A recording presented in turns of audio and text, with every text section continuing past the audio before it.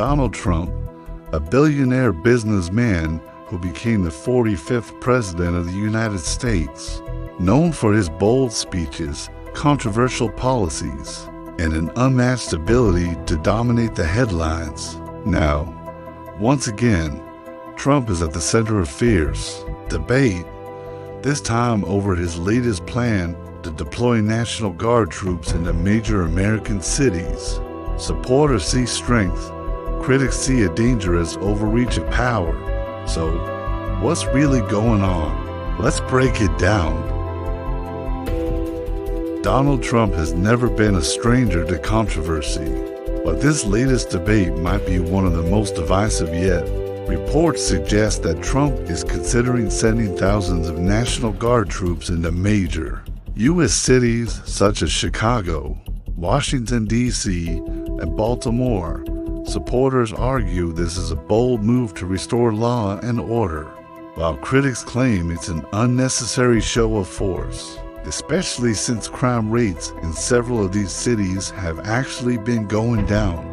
The idea of deploying troops to American streets is not something new in history, but it is extremely rare.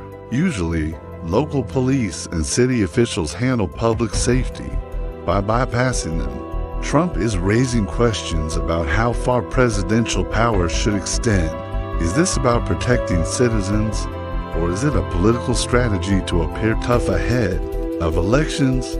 These questions are now fueling heated debates on television, social media, and in everyday conversations across the country. To understand why this move by Donald Trump is sparking such a storm, we need to take a closer look at the cities in question: Chicago, Washington, D.C., Baltimore. These are not just random picks. They are places that have often been used in political debates about crime, violence, and security for decades. Chicago has been labeled by conservatives as a symbol of failed urban policies. Baltimore, too, has faced years of challenges with poverty and gun violence. And Washington, D.C., well, it carries the weight of being the nation's capital, always in the spotlight. But here's the twist.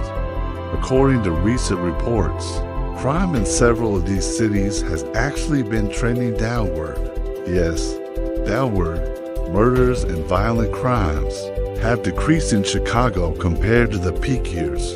Baltimore has seen new policing strategies begin to work, which makes Trump's proposal even more controversial because critics argue he's sending troops where the numbers don't justify it.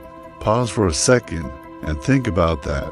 A U.S. president deploying federal troops, not to fight a foreign enemy, not to defend borders, but to patrol the streets of American cities against American citizens. For many, that feels like crossing the dangerous line. Supporters, however, see it differently.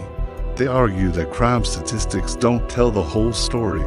They point to rising fears of gang activity, concerns about public safety, and claim that Democrats running these cities are not doing enough. In their eyes, Trump is stepping in where local leaders have failed. This clash of perspectives, security versus freedom, federal power versus local authority, is what makes this debate so explosive. And with Trump, nothing is ever just about policy. It's also about image, about being seen as the strongest man in the room, the leader who will take action when others won't. The question is, at what cost? When Trump announced his plan, the media machine went into overdrive. On one side, conservative outlets framed it as a bold move. Finally, a president willing to confront crime head-on.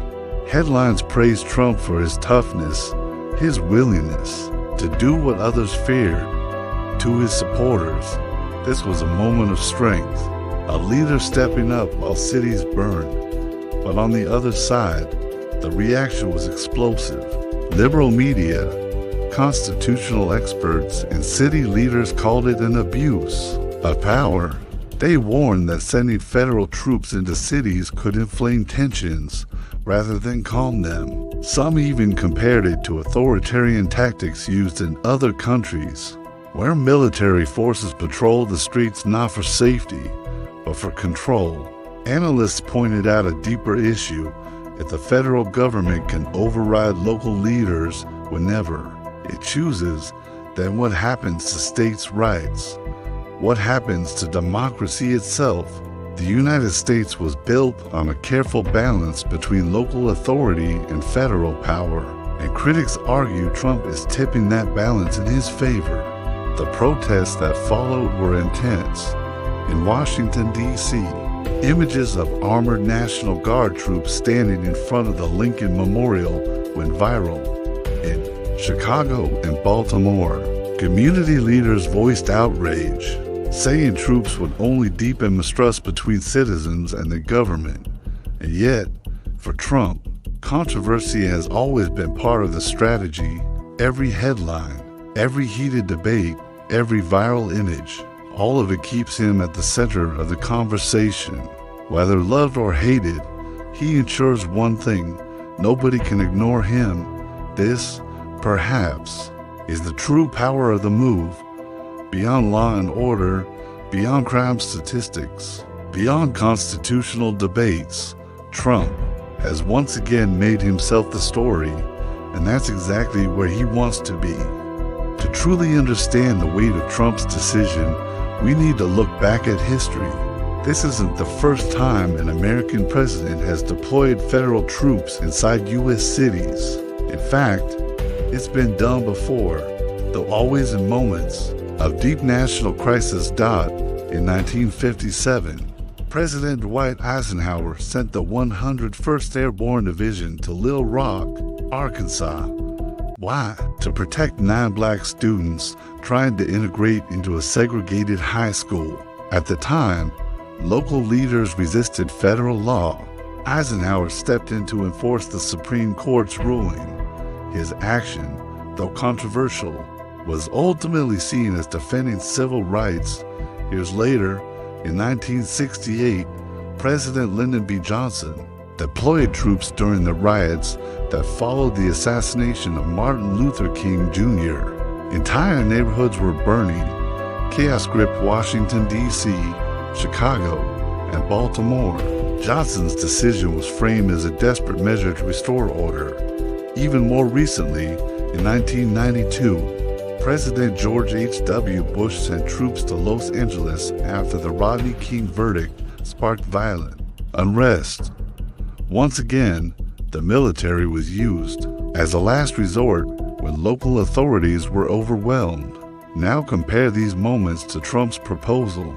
In those past cases, presidents justified action because cities were collapsing under violence or civil rights were being trampled.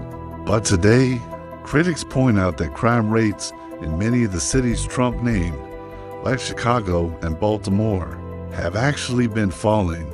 There is unrest, yes, but nothing close to nationwide collapse, and that's why Trump's move feels different. Supporters say he's continuing a strong presidential tradition of law and order, but opponents argue he's rewriting that tradition, using the military not as a shield for citizens in crisis, but as a weapon in a political battle. History shows us that every time troops entered American streets, it left scars, but also defined a presidency. And now, Trump is writing his own chapter in that long and controversial story. After all we've seen, one question remains. Is Donald Trump's plan to deploy the National Guard just another chapter in America's long story of law and order? Or is it something entirely new? Something that could reshape the relationship between the federal government, the military, and the people? Throughout history, presidents have walked a thin line when using troops at home. Eisenhower did it for justice. Johnson did it for order. Bush did it to stop violence in the streets each time. The action was born from crisis. But today, the crisis isn't as clear. Crime in many of these cities is not rising but falling. That's why critics argue this is not about protecting Americans, but about projecting power Still, Trump supporters see him as the only leader strong enough to confront what they call out-of-control cities. To them, deploying the guard is proof he'll do whatever it takes to keep the nation safe. And so, America is divided again. On one side, fear of federal overreach. On the other, frustration with local leaders and calls for toughness. What's undeniable is this: if Trump pushes forward, he will set a precedent unlike any we've seen in modern times. A president using troops not because the nation is burning, but because he believes he can govern cities better than their own elected officials. That raises deeper questions. Who holds the power, Washington or the states? How far should a president go in the name of security? And most importantly, what kind of America do the people truly want? Because at the end of the day, this isn't just about Donald Trump. It's about the future of American democracy, about whether citizens trust their local governments or turn to a strong leader in Washington. And history tells us something else too. Every time troops marched onto American streets, the scars lasted long after the soldiers went home. So, if this plan moves forward, the consequences, good or bad, will echo for decades. The world is watching. America is watching, and the decision lies with one man, Donald J. Trump. The question is, will history remember him as a president who protected the people, or a president who pushed the limits of power? Pause, then end with reflective tone, and that is the debate America now faces.